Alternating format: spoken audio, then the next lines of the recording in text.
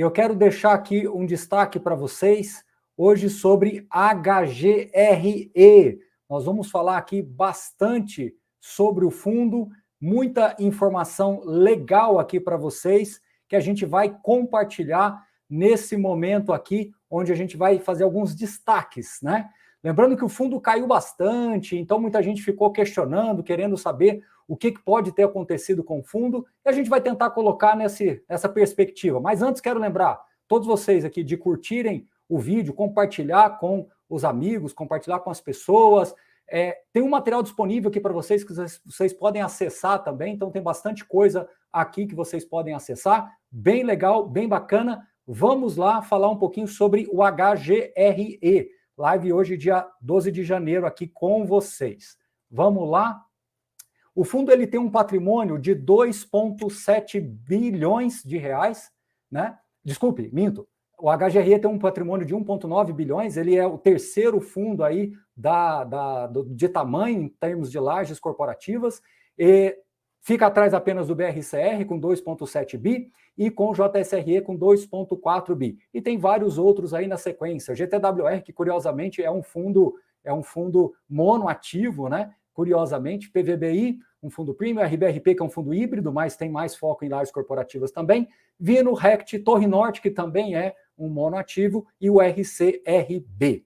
Bom, seguindo em frente aqui, com relação à quantidade de cotistas, o fundo hoje ele tem aí cerca de 138, 140 mil investidores e caminhando junto com o crescimento da própria indústria de fundos imobiliários. Então, tudo seguindo dentro do esperado mesmo, tá?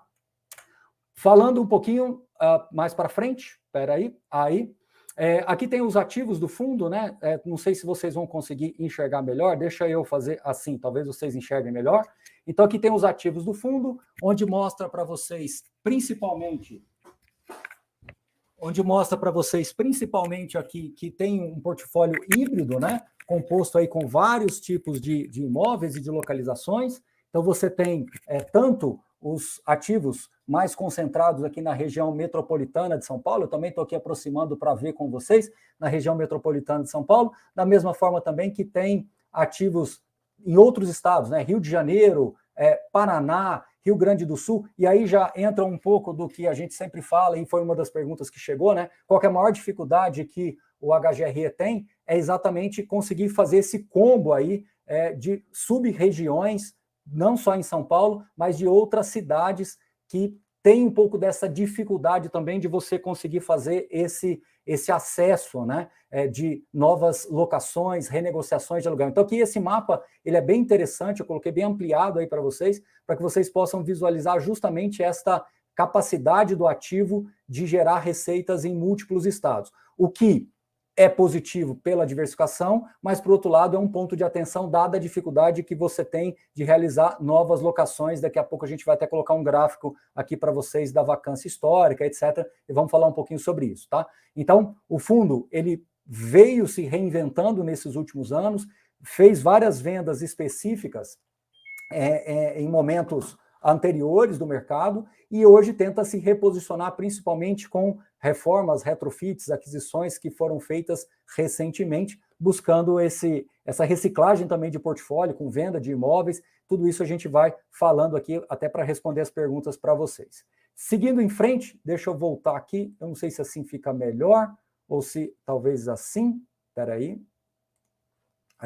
Talvez assim possa ficar melhor, né? Então, nós temos aqui o retorno histórico do fundo. Se você observar, na grande parte das vezes, ele ficou entregando resultados consolidados acima do IPCA mais 6, né? Mas se você considerar aí o que aconteceu com os fundos imobiliários, né, nos últimos 2 anos, aí obviamente ele está abaixo do benchmark de IPCA mais 6. Mas mesmo assim, historicamente é um fundo antigo, né, que tem aí praticamente 14 anos, ele conseguiu entregar um resultado superior ao CDI e superior ao próprio IPCA também, né? O IPCA mais 6 é um benchmark muito complexo de você atingir, mas o HGRE, de alguma maneira, vem conseguindo entregar esse resultado se você olha o histórico dele. De novo, a gente não pode pautar os fundos imobiliários por esses 2 últimos anos apenas. Eu acho que a gente tem que colocar uma perspectiva maior, entendendo que os ciclos eles se repetem. Nós estamos no momento em que os juros, nesse recorte aqui, né, temporal, deixa eu ver se eu consigo mostrar para vocês aqui, a partir desse momentozinho aqui, ó, os juros ele começa a sair depois de 2 e chega em 14%, e isso gera um desarranjo de precificação de ativos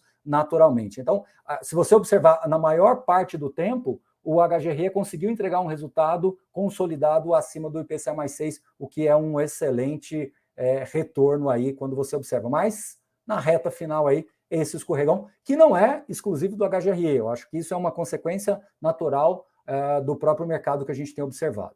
Seguindo em frente, falando um pouquinho, esse gráfico ele é muito importante, não só para a HGRE, mas eu acho que para todos os outros fundos imobiliários, tá? De mostrar para vocês o quão é importante reinvestir dividendos. Olha a diferença do reinvestimento de dividendos sem renda e com renda, né? É muito diferente, faz uma diferença assim abissal quando você compara o HGRE, assim como outros fundos imobiliários, considerando o reinvestimento de dividendos e sem reinvestimento de dividendos. É muito diferente, é muito importante que os investidores entendam a relevância de você sempre reaplicar, porque mostra o resultado final quase, né? Porque agora, como eu te falei para vocês, o fundo imobiliário caiu, o HGRE caiu um pouquinho, assim como outros fundos também. Mas olha como ele chegou a bater praticamente 4,5 vezes o seu resultado histórico, né? Hoje mais próximo de 4 vezes, tá? Então, muito importante você considerar sempre o reinvestimento dos dividendos nos seus fundos imobiliários. Claro, vou até voltar aqui um pouquinho. Se você não reinvestir, se você gastar e consumir uma parte, você vai ter uma certa proteção. Você vê que o fundo entregou acima do IPCA, né? Mas por outro lado, você também tem que considerar uma parte de reinvestimentos até para proteger de uma maneira mais adequada o seu patrimônio. Aqui, falando um pouquinho sobre o histórico de rendimentos, hoje o fundo não vive um bom momento, né? E aí agora eu já começo a falar um pouquinho das quedas aí, que foi uma das perguntas que a gente recebeu, o porquê das quedas, aliás, foi a pergunta que mais as pessoas fizeram, é que o fundo ele não vive um bom momento, né? Ele está pagando um rendimento abaixo da sua média, e se você considerar apenas de 2021 para cá, ele também está pagando abaixo da média. Então, o fundo tem um rendimento real próximo, né? Se você pegar o último relatório gerencial, foi 58 centavos, né? Ele tem uma distribuição de 78 centavos, mas ele distribuiu nesse último mês, ele distribuiu um valor bem acima, né? Ele distribuiu praticamente o dobro, R$1,10. Então ele vinha distribuindo 78 centavos e em dezembro ele fez esse ajuste de 1,10. Ainda tem 41 centavos desculpe, 1,41 de reservas acumuladas. Então, só recapitulando os números, foi 58 centavos de distribuição real, né, de reconhecimento real, de resultado real. 1,10 foi a distribuição efetiva. Ele ainda tem 1,41 de rendimentos. Ao que parece, o fundo vai conseguir distribuir 78 centavos, porém, consumindo, e agora eu estou falando em grandes números, por volta de 20 centavos por cota de rendimentos acumulados. O que isso quer dizer na prática? Que se você tem ainda, olha, estou falando em grandes números, hein? Tudo mais constante, você ainda tem mais uns 7, 8 meses de reservas que podem ser consumidas, dando prazo suficiente para que a gestão consiga baixar consiga fazer novas locações, baixar a vacância do fundo para que ele mantenha esses 78 centavos ou potencialmente até um pouquinho mais, a depender do que se consiga com novas locações. Então, vamos colocar de novo aqui a grande resposta, né? O fundo ele está num momento desafiador porque ele está entregando um resultado muito abaixo da sua média, né? O rendimento real dele foi 58 centavos, se você considerar o último resultado aí do fundo, no último relatório gerencial. Ele distribuiu 1,10 porque ele tem reservas acumuladas. Quantas são essas reservas? 1,41.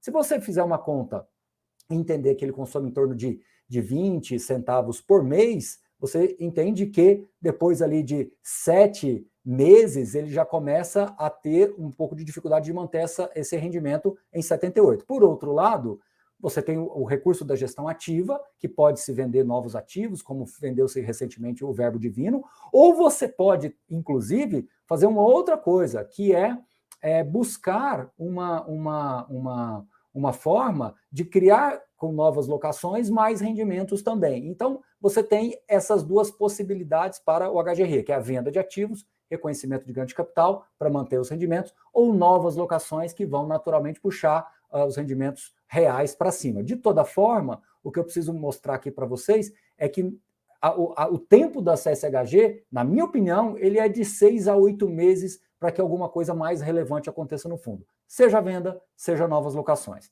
Bom, por falar em preços, né, em por que está acontecendo com o fundo, veja como ele oscila muito entre o ágil e o deságio. Hoje ele vive talvez um dos momentos com maior deságio aí, histórico, próximo de 30% de desconto, negociando num PVP de 0,70. Aconteceu isso com o HGRE há muitos anos atrás, lá entre 2015 e 2016, num momento muito específico do mercado de fundos imobiliários. Então, hoje, ele está na condição de desconto mais atrativa para o investidor, onde se tem a maior margem de segurança para o investidor. Embora tenha, né, vamos até voltar aqui, embora tenha ativos mais desafiadores nessas regiões menos óbvias, né, vou ampliar de novo aqui para vocês, embora tenha ativos em regiões menos óbvias, a gente precisa entender que o valor patrimonial do fundo já considera, o desconto patrimonial do fundo que ele negocia hoje, já considera essa margem de segurança de uma maneira bastante confortável. Por que eu digo que tem esses desafios? Porque você pega aqui, né, o ativo GVT, o ativo LIC Alegria, né, o próprio Senesp, o Teleporto, são ativos bem mais desafiadores para o fundo, né? O próprio Guaíba. Então, são ativos bem mais desafiadores. Mas quando você olha, você vai perceber que a receita dele não é tão relevante assim. Então, onde eu quero chegar com vocês? Que o HGRE é um portfólio, apesar de bastante variado, ele tem uma concentração de receitas muito grande em ativos excelentes, em ativos muito bons. Porém, você ainda precisa ter essa receita contratada para que você possa ter um ganho aí mais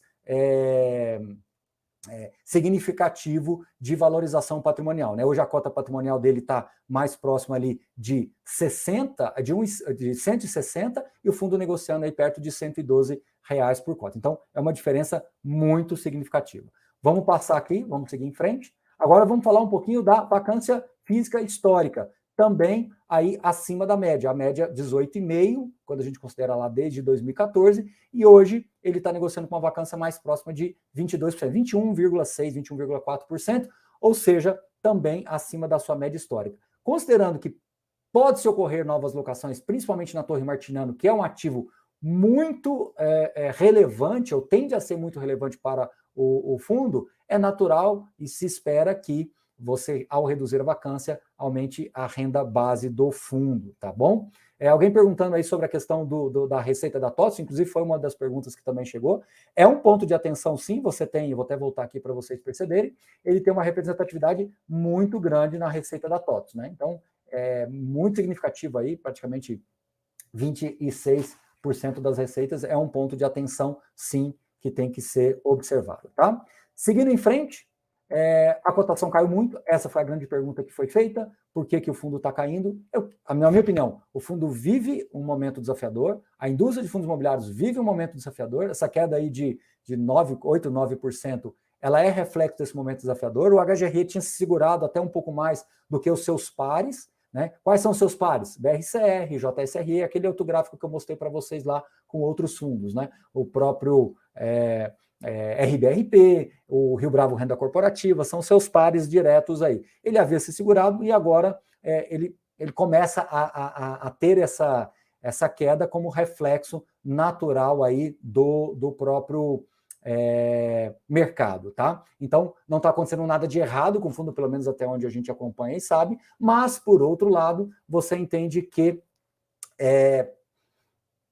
precisa que novas locações ocorram ou que novas vendas ocorram para que esse rendimento se torne efetivamente sustentável. Acho que esse é o grande ponto que justifica toda essa queda, né?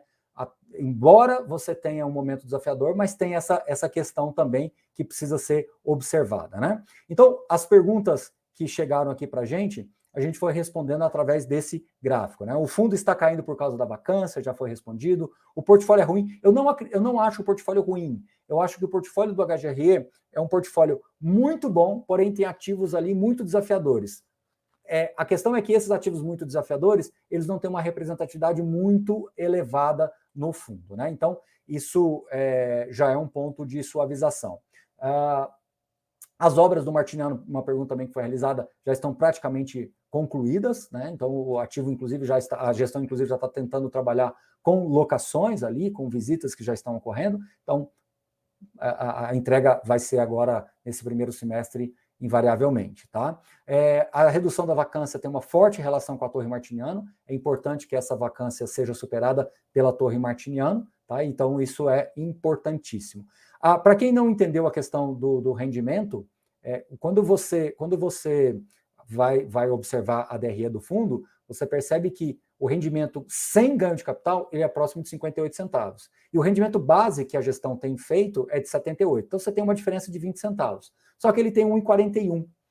Então vamos colocar em 40 para facilitar a conta. Você tem praticamente 7 meses para consumir toda essa reserva. A não ser que se tenha novas locações, que se tenha venda de ativos. O grande ponto é que mesmo que você tenha uma nova locação na Torre Martiniano, ela não vai ter, na minha visão, uma entrada de receita imediata. Você pode ter uma redução de despesa, mas você não tem uma entrada de receita imediata. Então isso demora um pouco. Uma das perguntas que chegou aqui para a gente, se o fundo vai distribuir R$1 por cota, cuidado, tá? Esse 1,10 que teve é porque teve um ajuste desse semestre. Para o HGRE distribuir R$1 por cota é muito rendimento base, eu não acredito nesse cenário. Mas se a vacância for zerada? Mesmo com vacância zerada, R$1 por cota é assim, teto muito alto, né, para o fundo, e trabalhar com vacância zerada num cenário como a gente está hoje é alguma coisa bem pouco provável de acontecer, tá? Então é muito importante. Embora a vacância custe para o fundo quase 3 milhões de reais de receita mensal, enfim, é um cenário base interessante, poderia acontecer, mas eu acho muito pouco provável, prefiro nem trabalhar com essa possibilidade de zeragem de vacância. Base de cotistas vem crescendo, sim, foi outra pergunta que foi feita. O fundo começou o ano com 2022 com 116 mil cotistas e terminando aí com 138 mil cotistas, tá? Um crescimento em linha com o crescimento do mercado natural, tá? A questão de prazo médio contratual foi outra pergunta que foi feita. 5 anos de prazo médio contratual e você tem praticamente 10% de contratos vencendo, que venceram de 2022 para 2023 e cerca de 20, 25% que poderão passar por revisionais. Tudo isso são pontos de atenção que a gente precisa acompanhar, mas não é algo que é muito diferente daquilo que é o mercado como um todo, tá? Em termos de indexadores, praticamente a maioria IGPM, por incrível que pareça, tá? Você tem aí cerca de 56% em IGPM e 43% em IPCA. Então, esse é um ponto. Ativos monousuários, sim, são um problema, é uma pergunta que foi feita também. São sim um problema, porque o ativo monousuário ele acaba concentrando muito o risco, né, individual e direcional. Outra pergunta que foi feita, a questão de alavancagem, não é uma preocupação, então, super verdade, não é uma preocupação. A alavancagem do fundo é mínima, praticamente 4%, o que ele tem de obrigação, ele praticamente tem de parcelas a receber ainda. Lembrando que essas parcelas a receber, elas vão transitando pelo caixa, e ao transitar pelo caixa, reconhece novos lucros, então por isso que eu não acredito numa queda de renda do fundo, eu não acredito numa queda de renda, mas por outro lado, é importante que vocês entendam que para ela também subir, você precisa de mais elementos. Então toda essa queda aí de 9% praticamente que a gente viu nos últimos dias, na minha opinião, é reflexo só de uma contextualização do fundo, tá certo? Bom, em quanto tempo eu imagino que vai ser a alocação da Torre Martiniano, se entre 6 e 8 meses, né?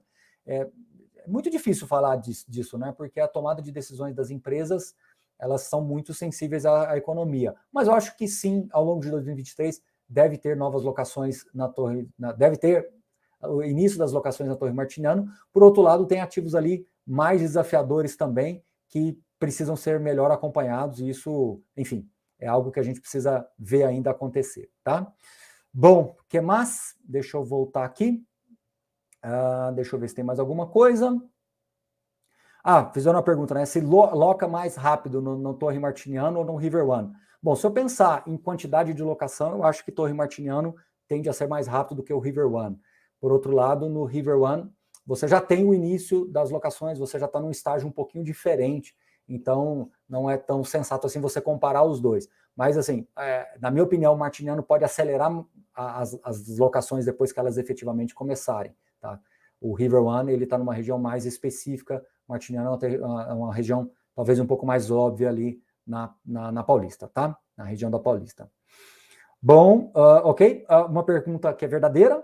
A HGRI está caindo, mas os seus pares também estão caindo na mesma proporção? Sim, isso é verdade. Se você olha os múltiplos dos outros fundos de lajes corporativas, eles estão, sim, na mesma condição. Falso, o JSRE não tem um portfólio muito parecido com o HGRE. Eu acho que o JSRE tem um portfólio um pouco mais premium do que o HGRE. O HGRE acabou indo para outras praças, para outros tipos de imóveis, né? E isso, invariavelmente, trouxe mais risco para o fundo. Tá certo? Bom, é isso, pessoal. Espero que vocês tenham gostado da nossa live. Mais uma vez, acesse todo o conteúdo disponível aqui embaixo, tá bom? Por favor, tem muita coisa disponível aqui. Vale conferir. Baixem aqui planilha financeira. Tem, acho que o e-book também está disponível para vocês. Baixem aqui. Até a próxima. Bom restinho de semana a vocês. Valeu, obrigado. Tchau, tchau.